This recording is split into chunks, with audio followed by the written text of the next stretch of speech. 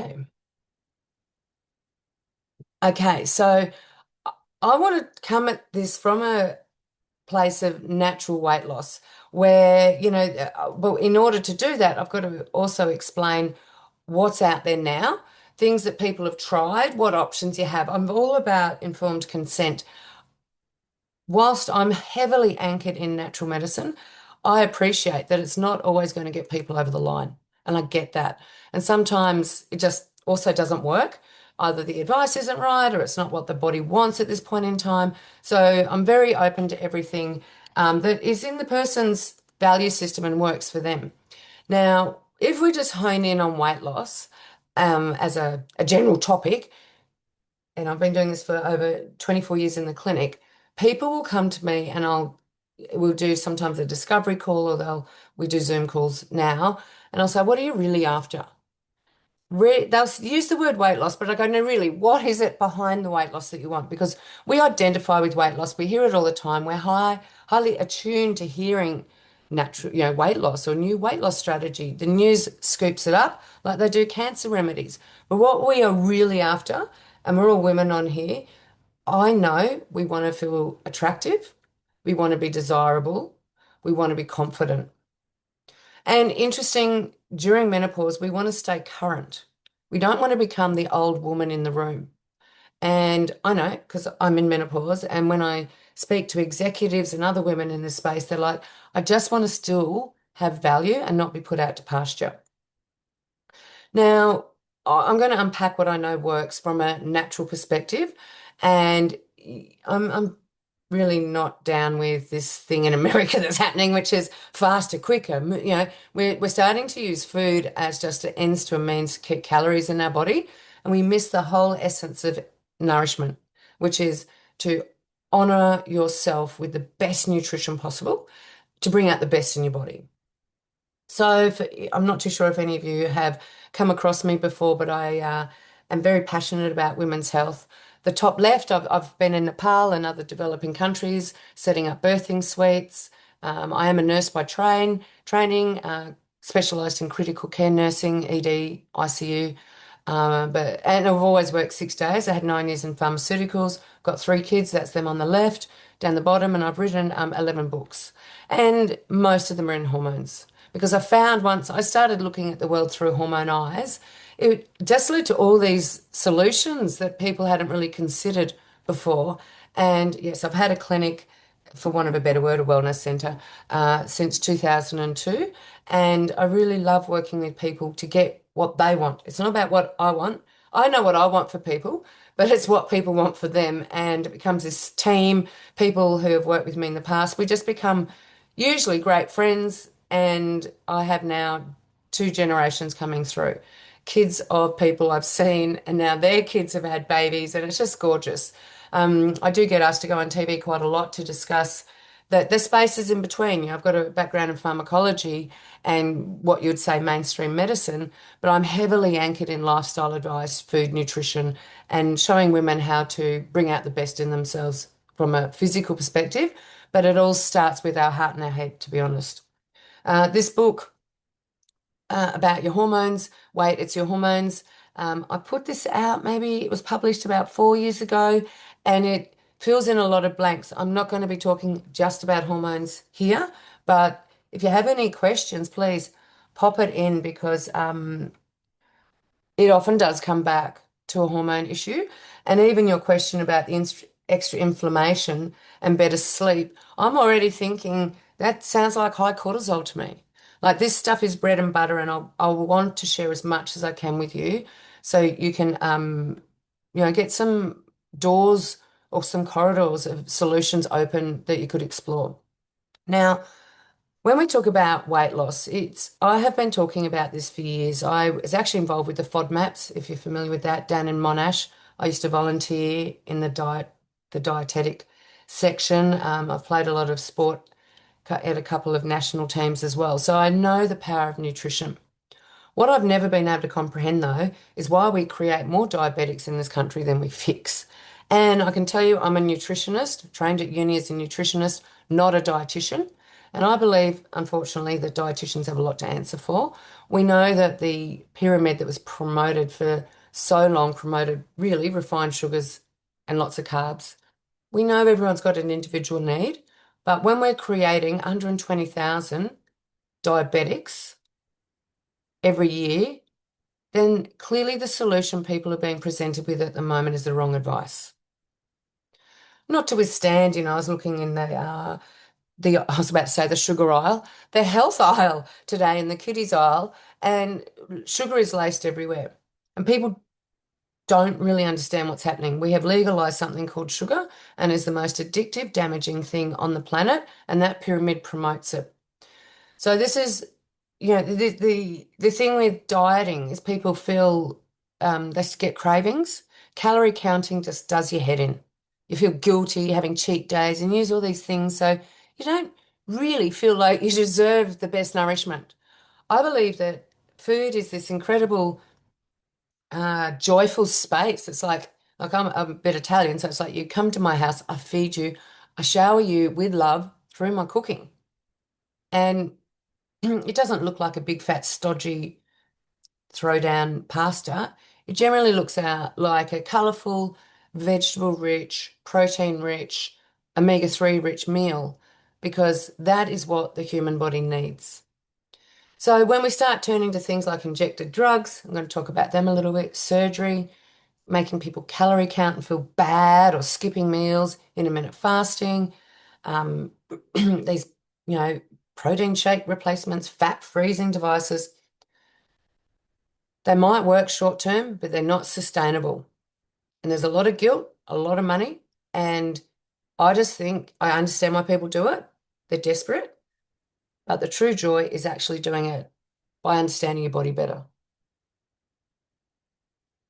Now, excuse me, this is I remember after my first baby was born, I put on all this weight. Or I put on weight in the pregnancy, I just didn't lose it. I was a bit like, ew, this is odd. Went to the GP and they said, oh, you're depressed, you need antidepressants. I went, no, I'm not depressed. And they said, oh, well, here, take some Duramine and set me on my merry way. Duramine is a stimulant, and the whole idea is to speed up your metabolism. Now, I've put Dorothy there because it makes you feel like you're on speed and you trip. Same with caffeine and guarana. The precipice behind stimulating somebody's metabolism is to hopefully burn more calories. But definitely the majority of people I see are overstimulated, burnt out.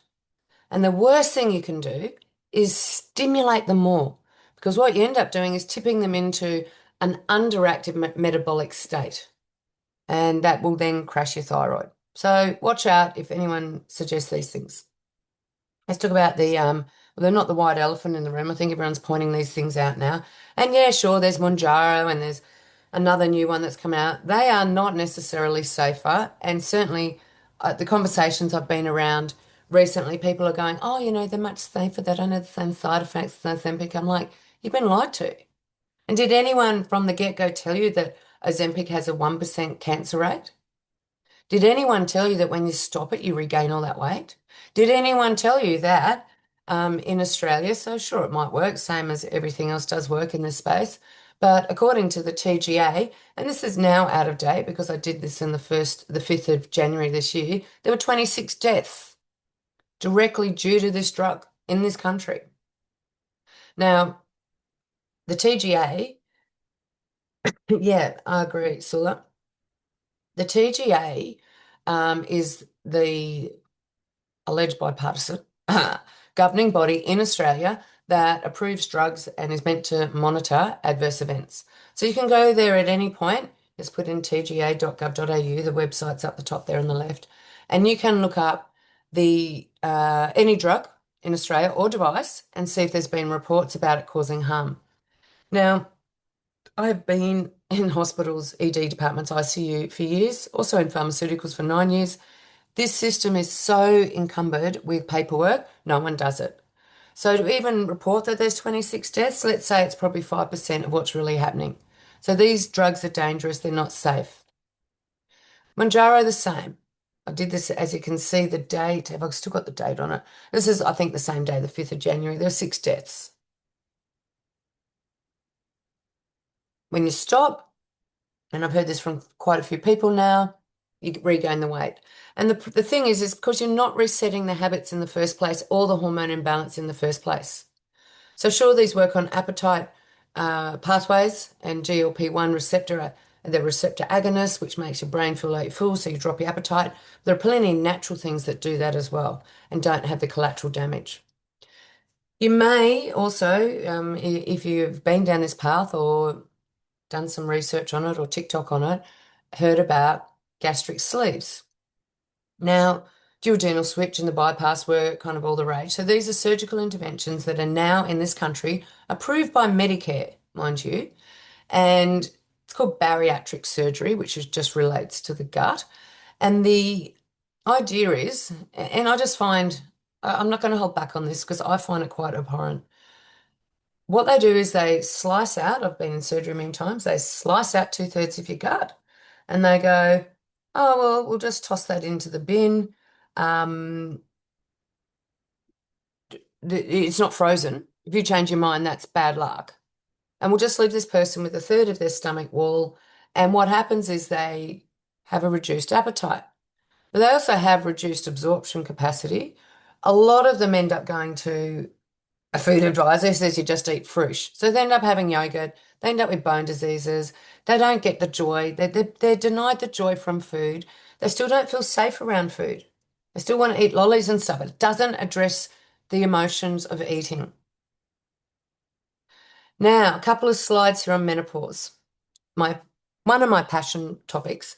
And I've only done two slides because what happens during menopause is it's a natural transition. This isn't a disease, it's very natural. I've done many webinars on menopause, and if you go to my website, I've got recordings there as well. But what happens is over the age of 40, our eggs aren't as strong, so our adrenal glands start picking up the supply of the sex hormones, progesterone and estrogen. If we're burnt out like that previous slide, we're doing heaps of stuff, it won't happen. Plus, it takes a fair bit of effort, like pregnancy and postpartum, to actually move our body through these beautiful transitions, natural transitions. And if we burn out, that won't happen. So, weight gain is really common, super common during menopause. So, doing what you used to do certainly is not going to keep working during menopause, majority of the cases. So, if you've got flushes, you've got broken sleep, you're getting belly fat, maybe acne, there's 33 recognized symptoms of menopause. Now, I've stepped out of menopause just for a little while in terms of promotions and different things because I was getting sick of fighting the medical narrative at the moment, which is telling people they need HRT. And I've never heard anything more disempowering as a female sex, and I'm a feminist, I guess, because I believe we have all the tools within our beautiful bodies to do this naturally. And to be told in 2025 that we're broken, that you need a drug to do something natural, to me is the most, it's like saying, oh, a man giving us a drug to do something natural. I'm like, oh no. So, but it's been exhausting, so I've given up a little bit for a while. So anyway, but menopause weight needs to be done differently. It's not the same as gaining weight when you're pregnant or when you're eating lots of cheese. It's not the same as how men gain weight. It's very different, but it is very manageable. And I would invite everyone to try it without HRT, but with the right person who knows what they're doing. Now, what I've found with weight, and please put some comments on being a bit vocal in the chat if any of that resonates with you. Have you tried or have friends that have taken the GLP-1s, the Ozempic, Manjaro? Let me know in the chat. I'd love to see your feedback. Maybe you've had a sleeve yourself. Just let me know what you've tried, maybe IMF, intermittent fasting.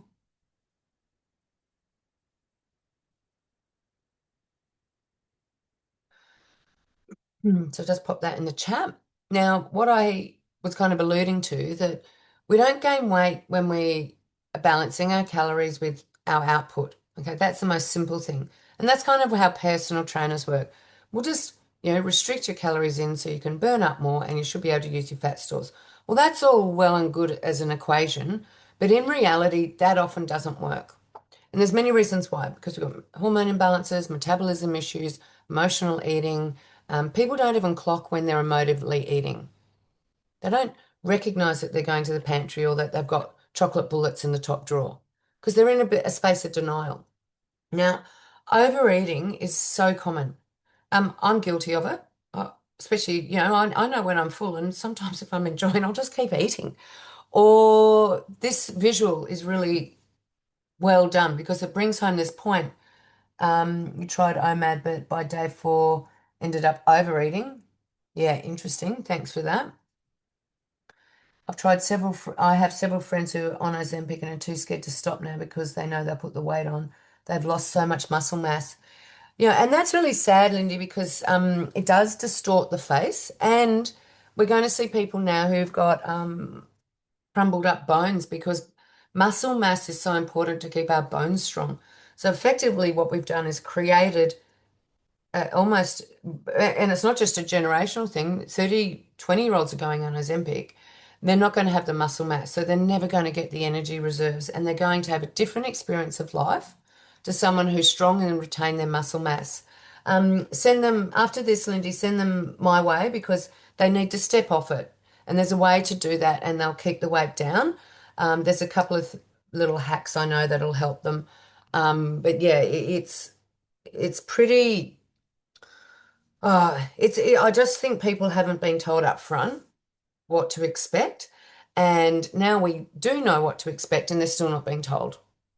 And that's not informed consent. That's kind of keeping people in the dark a bit.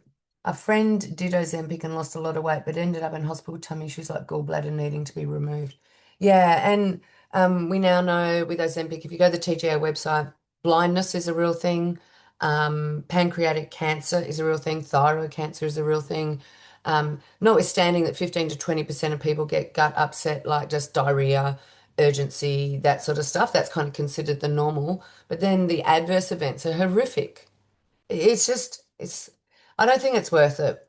I think there's so many other options, and that's where I just wish I could scoop everyone up, take them away and say, just try this, guys. We'll nail it naturally, like it can be done naturally, but it requires the commitment, the trust, the knowledge, the motivation, the support. It's most people, it's not their first rodeo when they come to lose weight. Um, but thanks for sharing, ladies. I really appreciate it. So back to this visual. It just shows it's the same size pizza. I'm not promoting we all go and eat pizza, but you can see same size pizza on a really large plate doesn't look filling. Same size pizza on a smaller plate looks filling. So this is just one of those little psychological health hacks. If you start downgrading your plate size, also your utensils, so eat with smaller forks, smaller knives, you actually consume about 20% less. Isn't the brain interesting? So just by changing the size of what you're eating will make you eat less because you feel fuller. It's worth a crack, I reckon. Underlying metabolic issues really common. And I don't know why this morning, but I was on a bit of a anti-sugar rampage. And I saw something as I was saying, in the children's aisle where we're just sensitizing children's palates to sugar. It's probably the most legalized, addictive, damaging drug we've got going, sugar. Now, without going too much into this, let's just talk about blood sugar levels briefly. So in everyone's bloodstream, there's a certain amount of sugar, sorry, there's blood as well, but there's a certain amount of sugar, which is usually in the format of glucose, buzzing around the bloodstream. So it can be taken into the muscle tissue or the cells where it can charge up the cell, be used as energy, and then your waste product gets removed, etc. And our body's always trying to keep a certain amount of sugar in the bloodstream.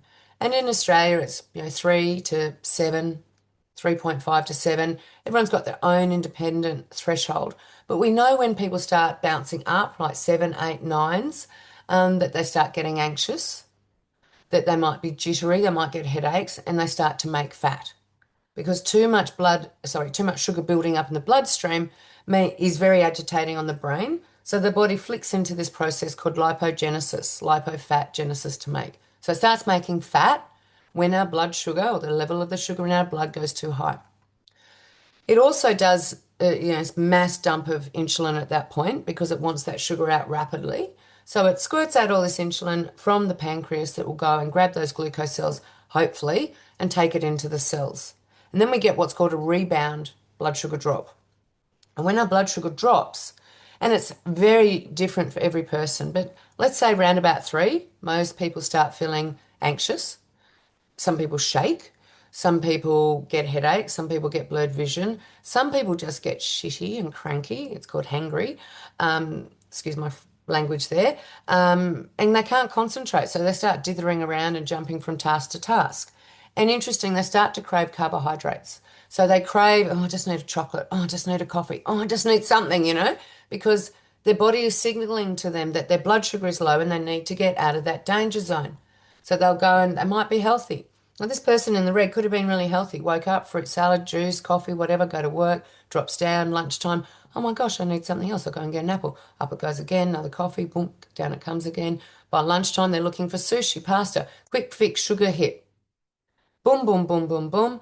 And this is your person who's potentially really healthy. They're having acai bowls and all the rest of it, but they're making fat. And they certainly are not losing their belly fat. And they're setting themselves up for a trajectory called type 2 diabetes. The quickest way around this is to add in more protein, to use more nuts and seeds, meats if you're eating meat, to balance the sugar swing. So I always say never eat carbohydrates on their own, only eat carbohydrates with protein. It will be a game changer. Um, as we go, put your comments in. Wrong exercise. So for people watching this who've got menopause, boot camps don't work. Boot camps will exhaust your adrenals even more. And remember, when we exhaust our adrenals, we shut down our metabolism because there's something called the HPA axis. The adrenals talk to the thyroid, and our thyroid is actually where our metabolism is governed. So if the adrenals have got a flat battery, guess what? The thyroid invariably will be affected as well. Now, for all my years of helping people with weight loss, I rarely go in at the thyroid level. I normally find when we do a saliva test that they're burnt out. We focus on that and the thyroid will pick up. I do a hair test as well. I don't know if I've got a slide on that, but that'll pick up maybe they've dropped their iodine or selenium or zinc or other cofactors, and the hair test picks that up. But I don't often treat the thyroid directly head on. Now, detox pathways. Many people have underacting pathways. You might have heard the methionine pathway, which is the MTHFR pathway. They're under methylating. Their gut's just slow because they might be gluten sensitive and it's just not clearing stuff out. The lymphatics might not be working clearly, skin, lungs, and I've just realized I forgot the gut on there. But the gut is so important. This was me 2 weeks ago. I went over to Phuket and did a 7-day detox because I just feel it is so important with the toxic load we carry through life that we do detox and give our body dedicated time to do that. So every morning, or 4 times a day, over here we had bentonite clay, psyllium, and we also had apple cider vinegar with a drop of honey, and just all these things to detox our body. Lymphatic massage, jiggle machines, sweat things. We did lots of breathing classes. It was really cool. Now, let's talk about hormone imbalances. And if there is uh, any symptoms of menopause, sleep problems, weight gain, I can almost guarantee your hormones are going to be out. So this is an example of someone with high cortisol. Their testosterone's okay. So the reason they're not losing weight is cortisol. You cannot lose weight with high cortisol. You just can't. It's physiologically impossible. Just like it's physiologically impossible to be stressed out of your brain and happy at the same time. They're different hormone states. Now, when your cortisol goes high, you also push up the insulin that I was showing before, that swinging kind of blood sugar levels. So you're throwing your body through this constant state of seesawing. Cortisol will signal to the liver to release insulin. You can't lose weight when you've got high insulin. Your body also psychologically is like, oh my God, we're under threat here. Let's clamp down and we're going to hang on to everything. So this is when you get your inflammation. So cortisol inflames the body, makes you gain weight. Certainly can't lose weight. It works. One of its jobs is the 24-hour body clock. So should be high first part in the morning, or not high, but a bit higher, and come down as the day goes on. If it stays up, then it stops melatonin, so there's sleep problems. And it also goes to the liver and tells the liver to make cholesterol. So this is your person who's also been told, oh, you've got high cholesterol, but I eat really well. It's like, no, you're stressing about stuff and your cortisol's high. So I find it reasonably easy to manage this stuff when we get this data. This person, low progesterone, they're flushing, high estrogen, they're flushing. A lot of women who go through menopause don't drop estrogen. Beware of that if you hear that, because that's the medical thing. Oh, you're not making estrogen, you need HRT. It's like, yeah, when you actually do the right test, a lot of women have too much estrogen. If you put them on the pill or HRT, they gain weight. They feel like they're losing their mind. So getting the right information through a hormone test is really important. This person, so I've started doing cortisol levels over the day. So 4 test tubes, morning, late afternoon, and just before bed. And this person's like, I'm like, oh, how do you feel about, do you feel relaxed? Oh, yeah, I'm really relaxed.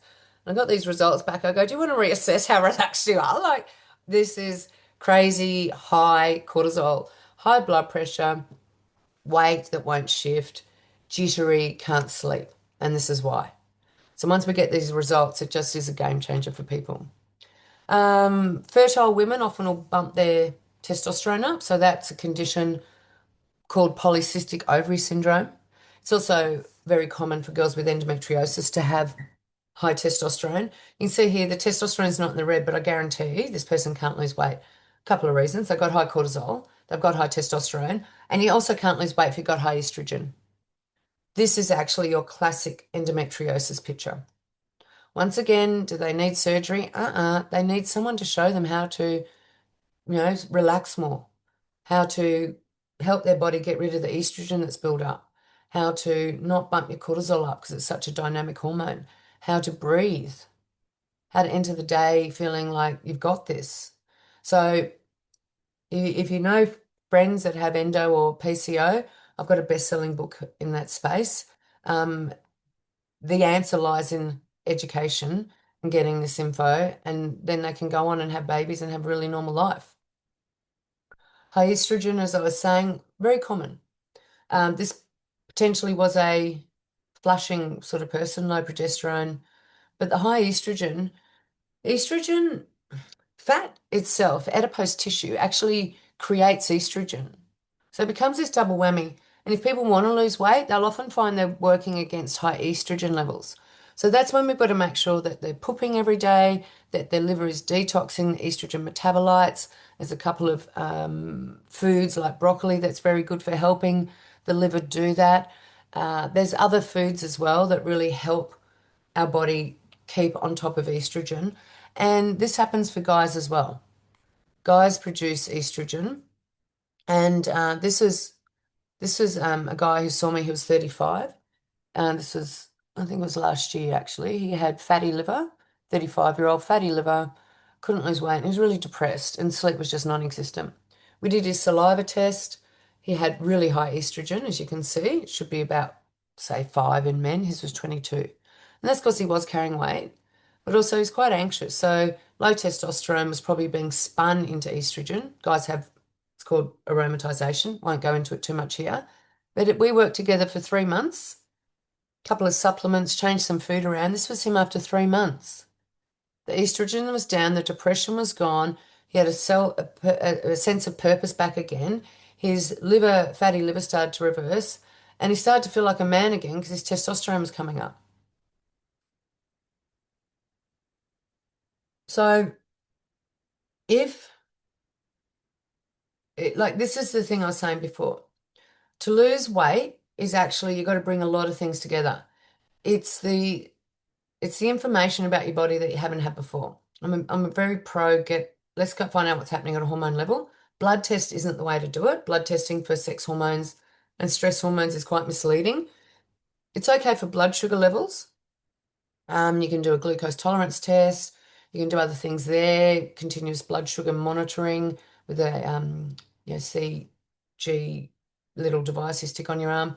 That's all very beneficial, but having the sex and stress hormone information is really, really a game changer. I do think when people have tried 3 or 4 times, To try and lose weight again is kind of like, oh, you kind of doubt that you're going to be successful. So you need to have the belief that you will be. You also, I believe, need support.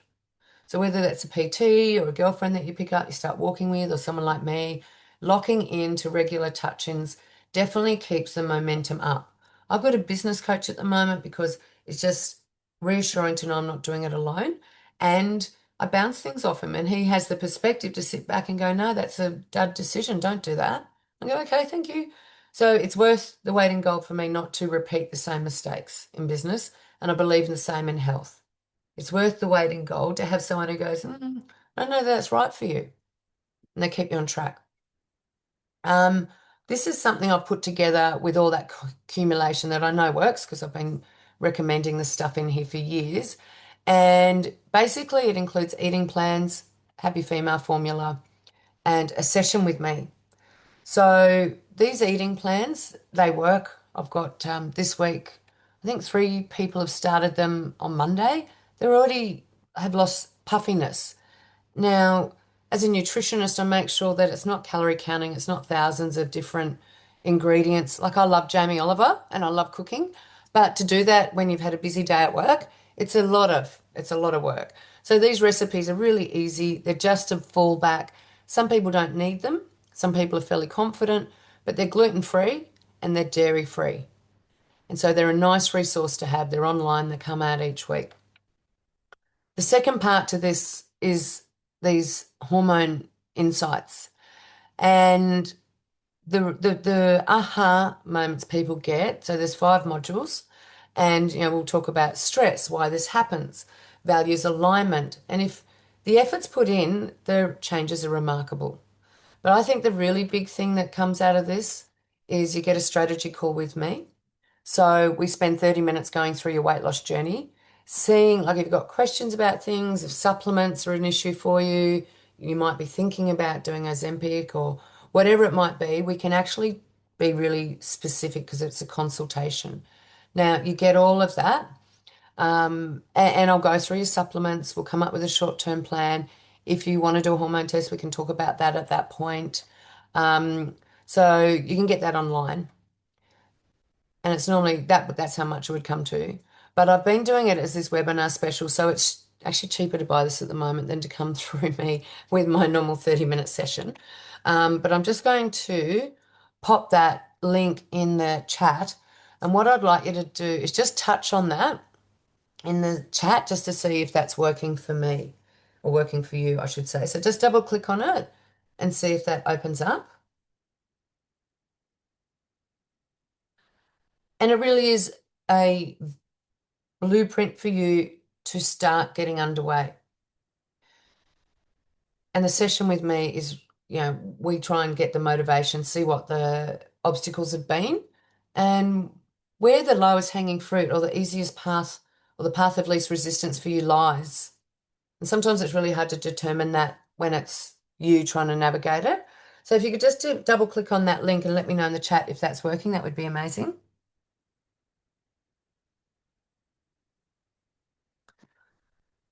And if there's any questions, also pop them in the chat. So I'll stay on a little bit longer so I can answer questions. Great. Thank you, Lindy. Beautiful. Thanks, Sula. Thanks, Daniel. Are there any questions that you might have? Feel free to ask now. I hope I've given you a bit of insight to the menopause. The menopause changes are very different weight loss strategies. And it's not so much that the body gets inflamed, it feels like it does. It's more that the metabolism starts to crash because a lot of people going through the change of life are actually run down. I think in Australia at the moment, and there's nothing, I don't actually have any hardcore data to back this up except being a woman doing talks, having thousands of women come to me in this space. And I reckon burnout's sitting around 80% of women who are going through menopause. And I'd say 100% if they've got symptoms. So if you've got symptoms, you're in menopause, 100% likely you're burnt out. That saliva test is brilliant, but you might want to start with this. So, oh, good, I can see someone's got it. That's good. What will happen from here once you've got that? I'll send you an email and I'll get you to book in. Uh, I've even got time today or tomorrow. We'll set up a time where you can have that 30 minutes. We could do that even next week. So I'll just send you my booking link and you then can find out what works for you and we get underway straight away. 'Cause I want to let's strike while the iron's hot and get you what you want. So going to end the recording now.